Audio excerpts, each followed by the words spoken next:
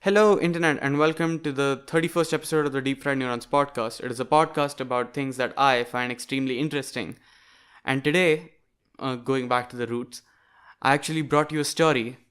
Well, it's not exactly a story. It doesn't have a beginning and end and a beginning, a middle, and an end. It sort of is a series of coincidences, and that's all it is. Um, Unluckily for the kind of society we live in and the kind of brains we have, we kind of like to connect all these coincidences to explain something that is unexplainable through things that are just interesting more than they're probably true. And that's what I brought you. But it's a lot more urban legendy than I care to admit, which is why the title. So, yeah, cue the fucking.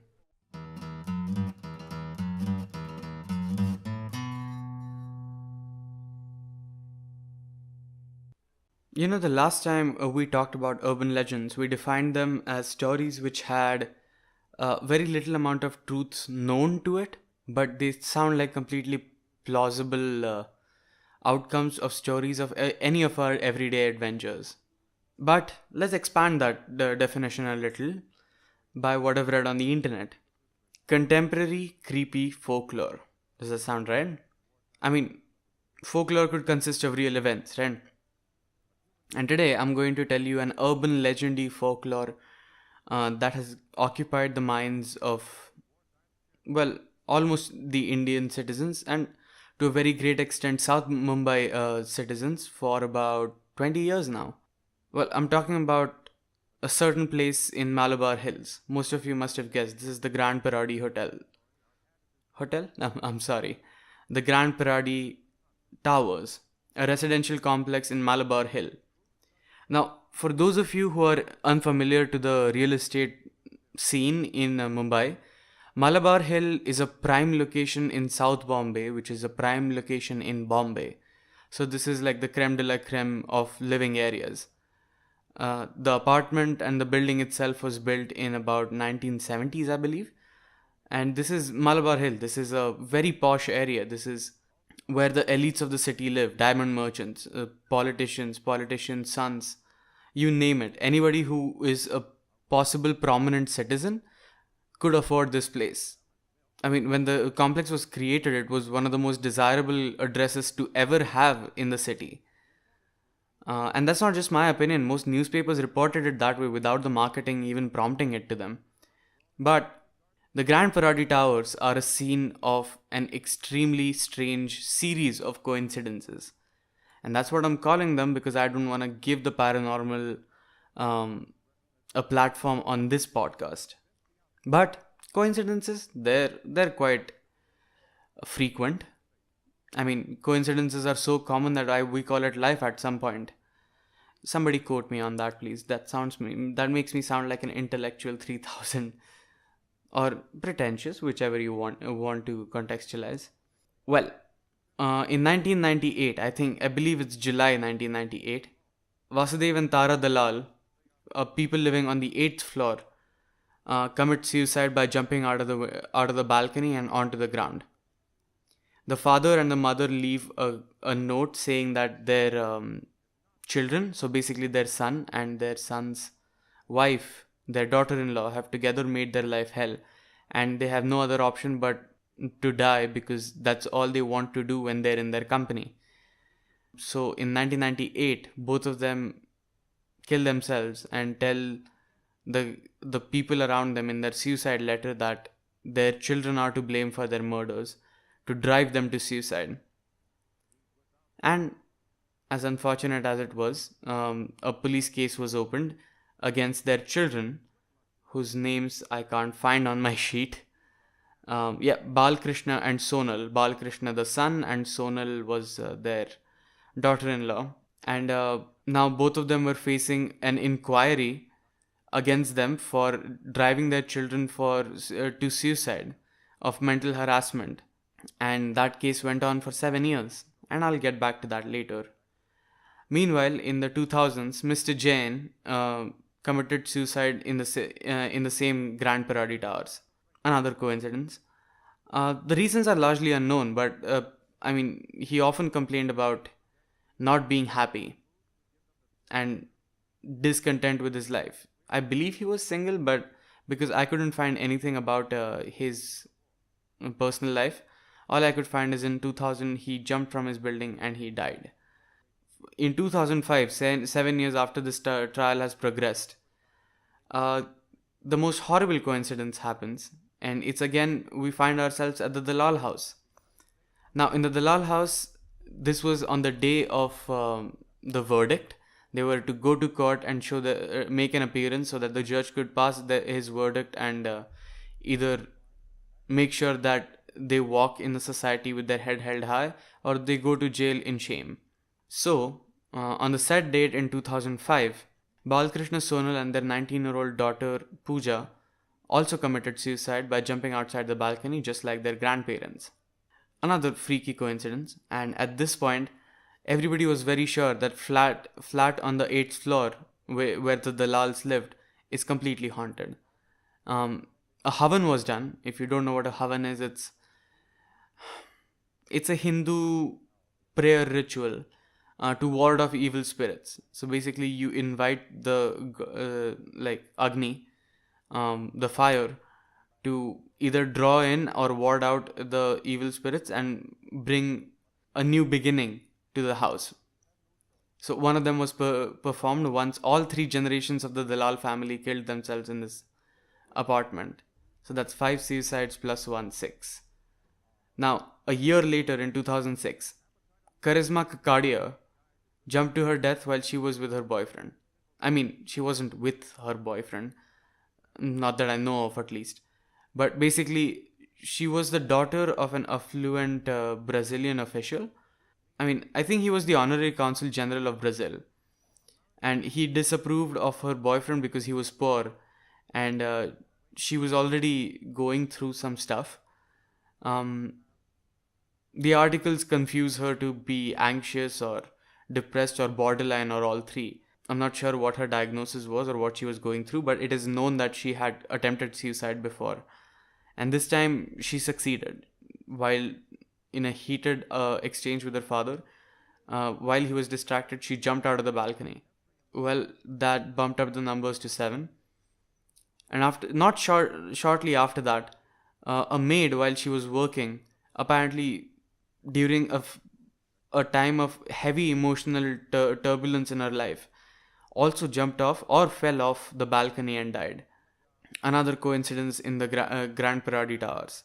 Now, by no means was she alone in attempting suicide. Uh, except the 8 people who attempted and succeeded in doing suicide, there was a worker who was like a servant who was very tired of his host family because they would not give him food and they would mistreat him quite a lot. So he made a huge crowd and he threatened to kill himself. And he did that for about a day, I believe.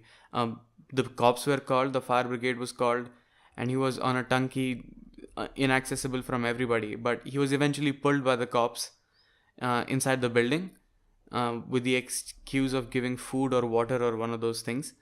And he didn't succeed in killing himself. However, a worker of a brewery did kill himself. Because I remember reading that there were 9 suicides in the Grand Paradis towers between 1998 and 2008 alone. Now, that is not the only coincidence there. A lot of people have been there. A lot of people who live there claim that there is something paranormal.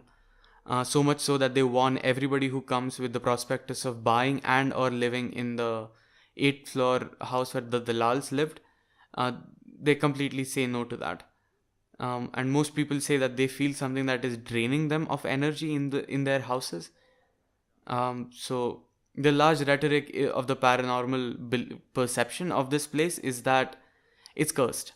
And not only is it cursed, no matter how cursed or doomed a land is, it's still real estate in Mumbai, in South Mumbai of all places. So it's an expensive curse. And hence, the prices remain the same, but nobody lives in the 8th floor house of the Dalals. And everybody claims that there is some paranormal association to it. Now, The coincidence on top of a coincidence is that Malabar Hills are also known for another tower, the Tower of Silence. For those of you who don't know what the Tower of Silence is, do you know what a Zoroastrian is? Freddie Mercury was born Zoroastrian. So Zoroastrians are a community in India. I'm not sure how their partition exactly took place, but I know that they're from Iran. There's two migrations from Iran that I'm aware of. I'm not sure how exactly they play out in the Parsi community that lives in Mumbai, and the other Irani community, which is a different people. But Zoroastrians, a religion, a minority that lives especially in South Mumbai. Um, a lot of restaurants in South Mumbai are actually very famous for serving food and having businesses from these Parsi communities. So the Zoroastrians don't burn their dead. They don't bury their dead. They don't believe it's moral. I think there is an entire logic of how an empty body without a soul is is a vessel for the devil, and it must go back to go back to nature the way it came. So basically, what they believe in is that their dead must be given back to the nature by the way of scavengers in the food chain. So quite literally, the Zoroastrians believe in feeding their dead to the vultures and the crows, the vultures mostly, so that, you know, eventually they find peace or whatever, or death and destruction and composure, whatever. But to most of us people who were grown in all the three major Abrahamic religions and Hinduism, it just seems strange to us, and to be honest, very macabre. um, Not that it's my place to judge. You should do what you want with the dead, especially if it's illegal in the country. I don't care. I actually kind of find it poetic. But the Malabar Hills are also home to the Tower of Silence of the Zoroastrian community, which is about 200 meters away from Grand Paradis Towers. Now, I am in no way insinuating that the Tower of Silence has anything to do with these suicides. All I'm saying is it's a really, really great coincidence. And also, it makes for good folklore. I hope that the residents of the Grand Paradis Towers find some peace, and they do not have the urge or the impulse that these 9 people had in their buildings and in their surroundings. And it was really unfortunate. And at the same time, I hope that the vulture population or the scavenger bird population that is supposed to find these dead bodies in the Towers of Silence also increases, because that is a huge problem. I'm sure the Grand Paradis Towers are going to face ecological threats, if not paranormal ones, from all the smell and decomposition that is happening in their ancestors' bodies. So, that was the story for today. I hope you enjoyed. If you want more, I will bring you more. But yeah, and I definitely recommend that you read more about the Parsi cemeteries, or talk to a Parsi person if you want. That'd probably be better in explaining what it means and what it signifies and why it exists the way it does, what the custom is. The problem is you can't really access them as easily, because the Zoroastrian community, or the Parsi community for that matter, is an extremely reserved class of people. They're not very easy to access religion wise. Not, I mean, I have never met anybody who's seen the inside of an Agyari without being a Parsi. Same goes to the Tower of Silence. They're very private about these affairs, and I mean, that's a choice that I don't really want to or hope to criticize at any point. But it does interest me. And the fact that it's in the middle of the city in an expensive area makes it better. Um, I think I should stop before I go in circles about it. Okay, people, that's all I have for you this week, and I hope you enjoyed that series of coincidences or collection of facts, what have you. Um, South Bombay is a pretty place. I've always liked going there, but it also has these grim stories. I actually have another Mumbai urban legend that I really want to cover, but it's less of an urban legend and more of a really popular story. It's sort of like the Abhyankar Joshi murders of Mumbai. I think I talked about it in that episode.